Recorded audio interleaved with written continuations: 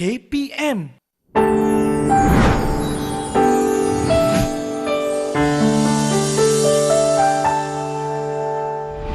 Hai, Assalamualaikum. Apa khabar semua? Sedap bantal ni. Lembut aja. Hari ini saya nak kongsikan kepada anda bagaimana asuhan ibu bapa ini dapat memberi kasih sayang yang penuh dalam jiwa anak-anak. Macam bantal ni kan, bila saya peluk, saya rasa comfortable, saya rasa tenang, saya rasa cool. Begitu juga anak-anak. Kalau kita berikan kasih sayang yang baik, kasih sayang yang cantik, maka anak-anak akan rasa didampingi dan jiwa mereka, psikologi mereka akan rasa sejahtera. Betul tak bantal? Jadi contohnya saya, masa saya zaman kanak-kanak dulu, walaupun ibu saya sekarang berusia 93 tahun, tetapi hingga hari ini ibu bapa saya, ayah saya dah kembali ke rahmatullah, ibu saya tidak lokek untuk memberikan kasih sayang. Pipi ni sering saja dicium bila balik kampung dan tidak lekang setiap doa dia dan setiap hari dia hubungi. Jadi ibu bapa ni sebenarnya adalah perangsang untuk kita berjaya.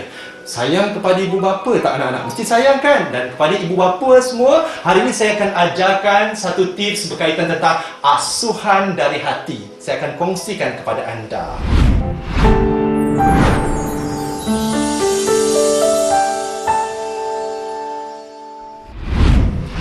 Asuhan dari hati. Anak-anak sebenarnya, tuan-tuan dan puan-puan, perlukan kasih sayang kita, belayan kita. Mereka perlu dimanja, jangan dikasari. Jangan diherdik anak itu, tetapi disantuni. Jangan dihukum mereka, tetapi didiklah mereka. Jangan diberi kemarahan kepada mereka, tetapi berilah kasih sayang dan kebaikan. Semua anak perlukan kasih sayang. Sedangkan saya masih kecil dulu pun, kasih sayang ibu saya tidak kurang hinggalah saya berusia 49 tahun hari ini. Kerana anak-anak perlu belayan dan perhatian daripada kita. Tuan-tuan dan puan-puan, anak-anak ini ibarat kain putih. Kita yang mencorakkan dia. Kalau seandainya masa kanak-kanak ini kita jaga, kita didik dengan penuh kasih sayang, kita suburkan kerohanian dia, dalaman dia, anak-anak akan berkembang dan menjadi seorang yang subur sejahtera psikologinya. Dan insya-Allah apabila kita dapat berikan kasih sayang yang penuh kepada mereka, satu masa bila mereka dah mencapai kejayaan dan menjadi insan berguna, dia akan kembali ke pangkuan tuan-tuan dan puan-puan. So bagaimana kita nak berikan kasih sayang? Bagaimana kita nak pamerkan kasih sayang kita pada anak-anak kita? Caranya ialah bila kita cakap, panggillah, cara memanggil. Bila kita panggil anak ni, panggillah yang baik-baik.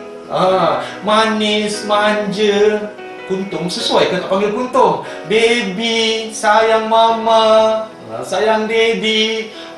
Sebut yang baik-baik.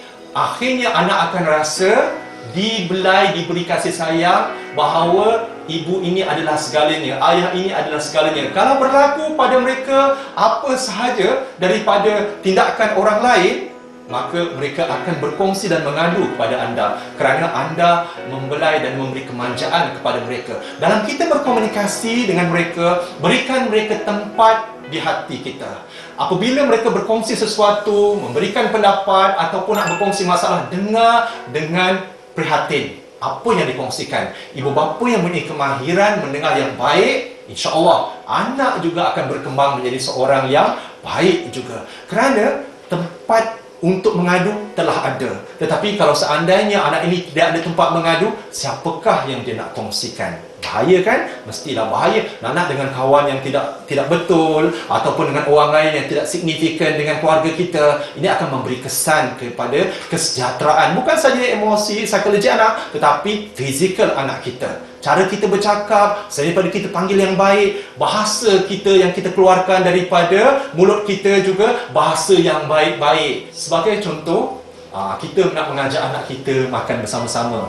Ibu saya ketika itu, masa saya sekolah lagi kan, dia akan pergi daripada dapur tu. Maklumlah kami ni orang susah. Rumah pun rumah papan masa tu. Sejuk tahu rumah papan. Kalau nak hari hujan waktu pagi, maka ibu akan pergi ke bilik saya. Dia kata, Zul, mari makan dengan mak. Mari makan dengan mak. Walaupun pakaiannya tak secantik mana, barang kemas tak ada kan, masa tu orang susah. Jadi saya pun ikut ibu sama-sama makan. Lepas selesai itu, ibu kemaskan dan sebagainya.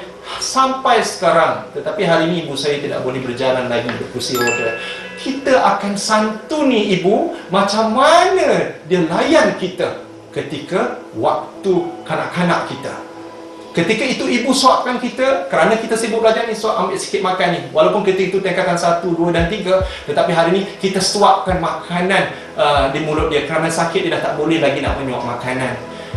Ibu bapa sekalian, bagaimana didikan asuhan daripada hati kita, maka kita akan dilayan dengan penuh kasih sayang daripada anak kita apabila dia dewasa nanti. Kerana ketika itu kita ada kalanya sudah tidak berkemampuan untuk berjalan, berdiri atau bercakap dengan pantas seperti saya hari ini. Tetapi dengan didikan daripada hati ibu, insya-Allah anda takkan kurang kasih sayang yang akan diberikan sebagaimana insan-insan lain yang mendapat kasih sayang penuh daripada anak-anak sendiri, insya-Allah.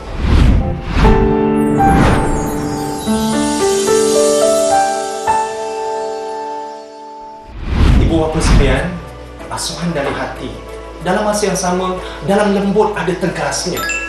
Tegas apabila anak ini melanggar peraturan, tidak memberikan contoh gambaran akhlak yang baik sebagaimana yang kita inginkan.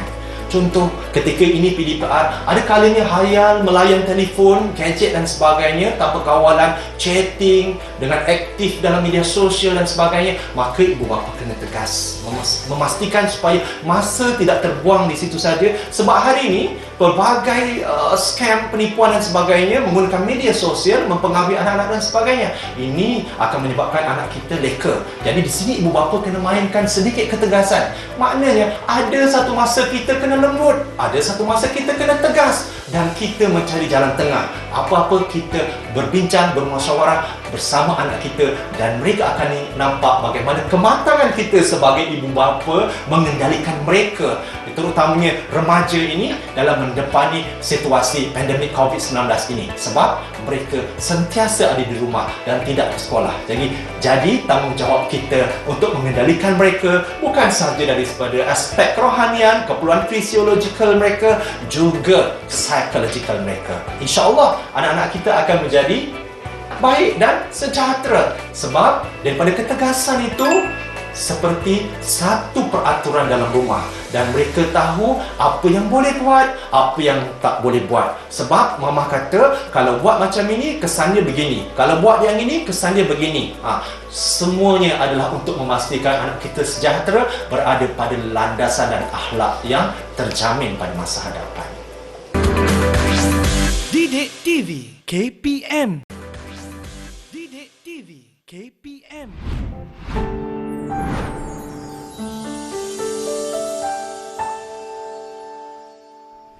Asuhan dari hati ini ada kalanya ialah merujuk kepada bagaimana kita menjadi role model kepada anak-anak kita, menjadi contoh yang terbaik kepada anak-anak kita.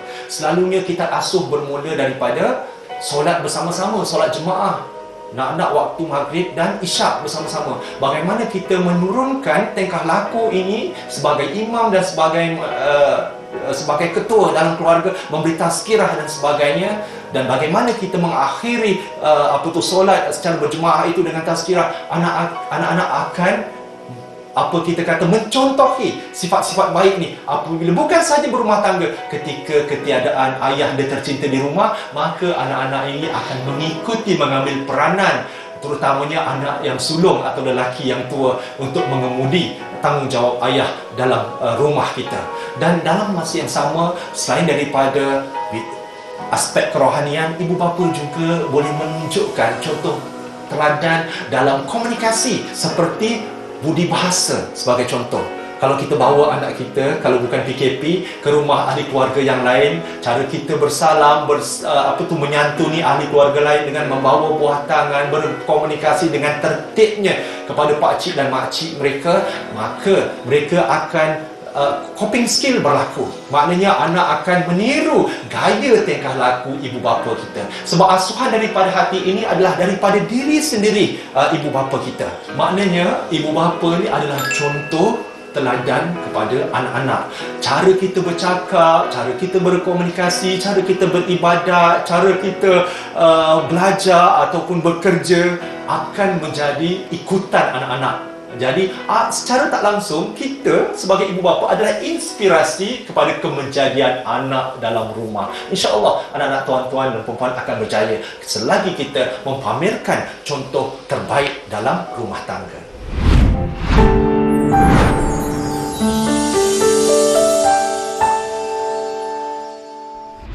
Tuan-tuan dan puan-puan, jangan sedih ketika ini seandainya anak kita tidak cemerlang dalam akademik, kerana mereka telah berusaha sedaya upaya.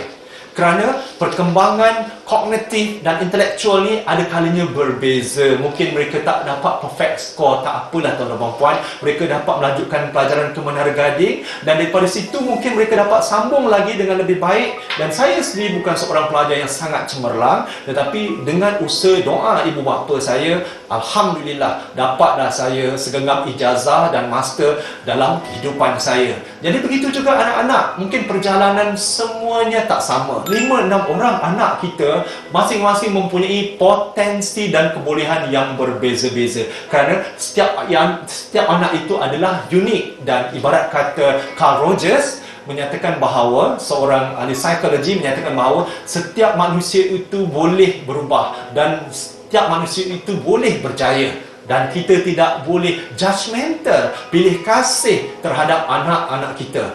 InsyaAllah doakan mereka yang baik-baik, berikan mereka keperluan yang ada, didiklah mereka dengan penuh kasih sayang. InsyaAllah mereka akan boleh berjaya seperti orang lain juga. Salah satu cara bagaimana kita memastikan anak kita cemerlang, sebagai ibu yang sayang anak, sebagai ayah yang sayangkan anak, jangan lupa, jangan putus doakan kejayaan anak kita selepas solat. Nak waktu menjelang peperiksaan, ada kalanya saya yakin ada ibu bapa yang berpuasa untuk anak-anak dia. Syukur, alhamdulillah, seperti ibu saya juga. Jadi dengan semangat yang tinggi ini, maka anak-anak akan tahu bagaimana pengorbanan ibu bapa kita bukan sahaja wang ringgit, bukan sahaja memberikan gadget, tetapi rupanya beribadah pun masukkan juga elemen pengorbanan ini dalam diri tuan-tuan dan puan-puan. Jadi anak-anak akan secara automatik sedar bahawa tanggungjawab mereka sebagai pelajar dan sebagai anak bukan habis di situ. Apabila mereka berjauhan dengan kita, contohnya berjaya masuk asrama penuh atau ke Menara Gading, pastinya mereka akan ingat bagaimana pengorbanan kita ketika mereka belajar di rumah ketika itu. InsyaAllah tuan-tuan dan puan-puan, saya pasti doa tuan-tuan dan puan-puan sebagai ibu bapa akan dimakbulkan Allah SWT, dan akhirnya anak-anak tuan-tuan dan puan akan menjadi anak yang berguna satu masa nanti, insyaAllah.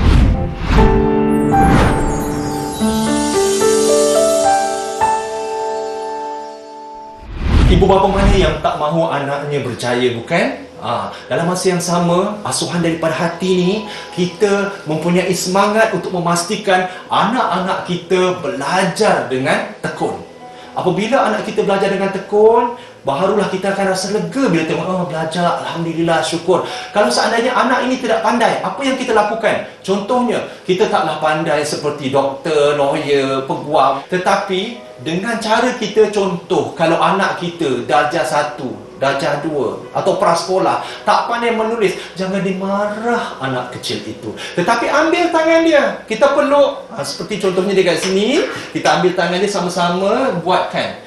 Bagaimana personal touch anak dengan ayah, dengan ibu dia akan rasa sense of belonging, togetherness. Bagaimana mendidik, sentuhan kita pada anak kita ini, cara belayan kita dalam mendidik dia, akhirnya itu yang mengesankan di hati mereka. Itu yang memberi cahaya kepada hati mereka. Itu yang memberi semangat kepada diri mereka. Sebab anak kita tak semestinya pandai seperti anak orang lain. Tetapi kita kena faham bahawa anak ini perlu motivasi dan sokongan daripada siapa? Daripada kita yang melahirkan, iaitu ibu tersayang serta ayahanda tersayang mereka.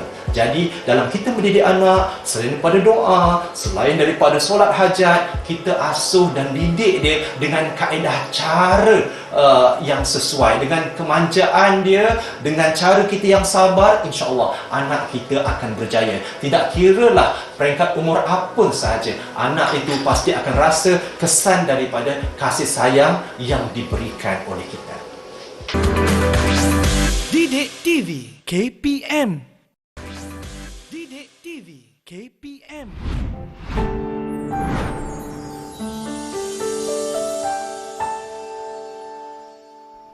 Selain daripada itu, apa lagi yang kita boleh jadikan tips untuk anak kita? Asuhan daripada hati. Jadilah pendengar yang baik, berilah kata-kata positif kepada anak kita. Kalau kita yang tak berikan, siapa yang nak berikan, tuan-tuan dan puan-puan?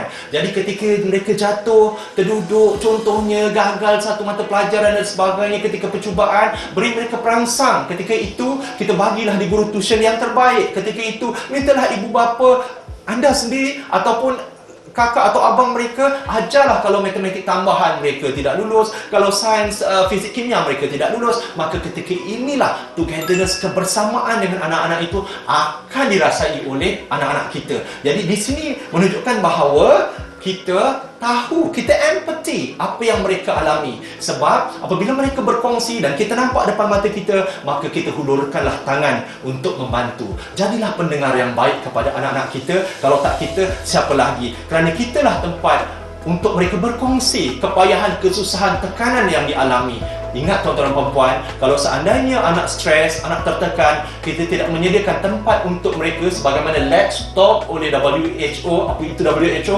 World Health Organization, untuk memastikan kesejahteraan mental di kalangan masyarakat, maka anak kita akan menanggung kesannya, iaitu depression, anxiety, stress atau sebagainya. Jadi dengan kita menyediakan platform untuk mendengar permasalahan mereka, setidak-tidaknya mereka akan rasa lega.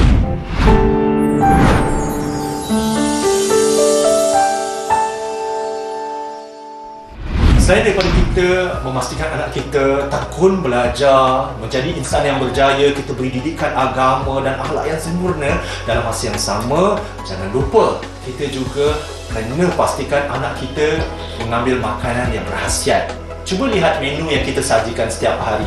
Itu penting. Apabila mereka tidak sihat, maka mereka pun tak boleh fokus PDPR ataupun pengajaran pembelajaran guru ketika ini.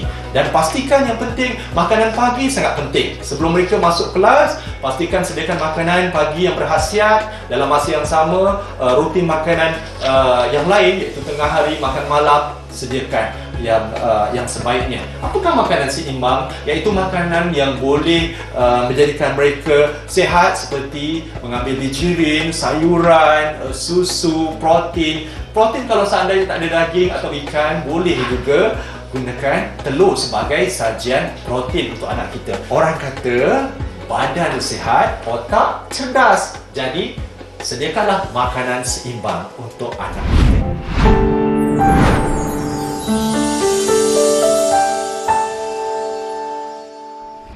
Tuan-tuan dan puan-puan, bagaimana cara kita membina keyakinan dalam diri anak-anak kita ketika ini?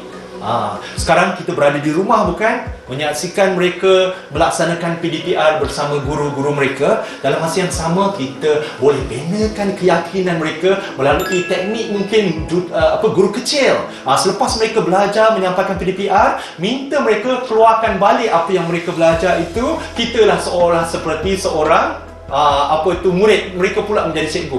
Secara tak langsung, secara automatiknya, apa yang mereka pelajari, mereka akan sampaikan balik dengan kita. Dan ketika mereka mengingat tadi, fokus kepada guru, dikeluarkan balik. Itu salah satu teknik daya ingatan, teknik pembelajaran yang berkesan. Sebab dia dapat mengukur tahap penakulan anak dalam PDPR tadi. Dalam masa yang sama, dia dapat membina keyakinan dalam diri dia. Apabila dia bercakap dengan hadapan kita, dia memberi contoh, dia mengajar seolah kita sebagai anak murid, ini akan menjadikan mereka kuat dan mempunyai keyakinan yang tinggi. Cubalah, mungkin cara atau kaedah guru kecil ini dapat membantu anak-anak kita lebih berkeyakinan dan dalam masa yang sama dapat melatih daya ingatan mereka dalam mengulang kaji pelajaran.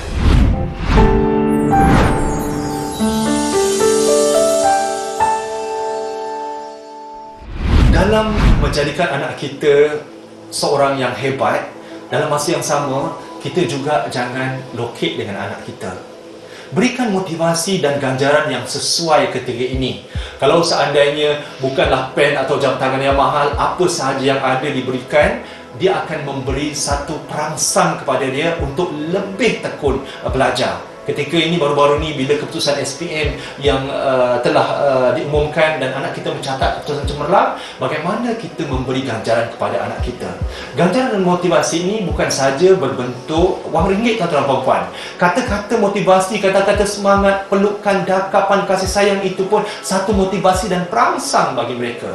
Kalau tidak pun apa sahaja yang ada ikut kemampuan kita berikan ketika ini, pemberian itu akan menjadi perangsang bagi anak kita untuk terus tekun belajar. Seandainya contohnya ketika itu kita tidak ada apa-apa tetapi kita ada jam tangan kita saja, maka contoh kita bagikan kepada dia dan dia bawa jam tangan tu hinggalah mereka habis universiti, mereka berkerjaya bagus pada masa depan, masih lagi mengenakan jam tangan.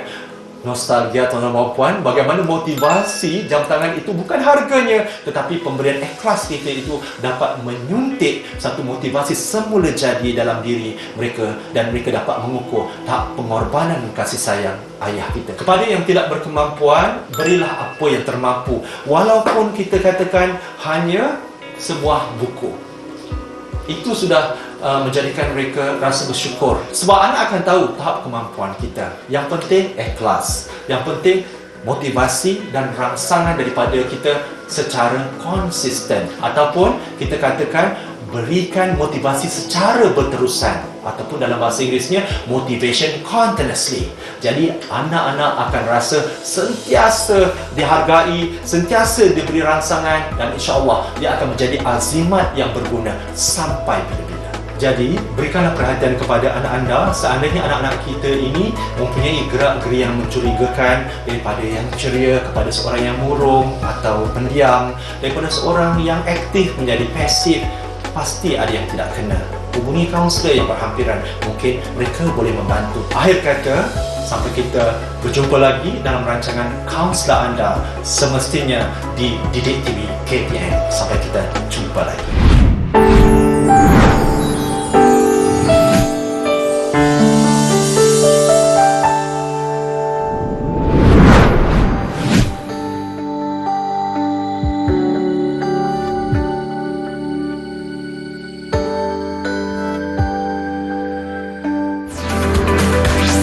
Didik TV KPM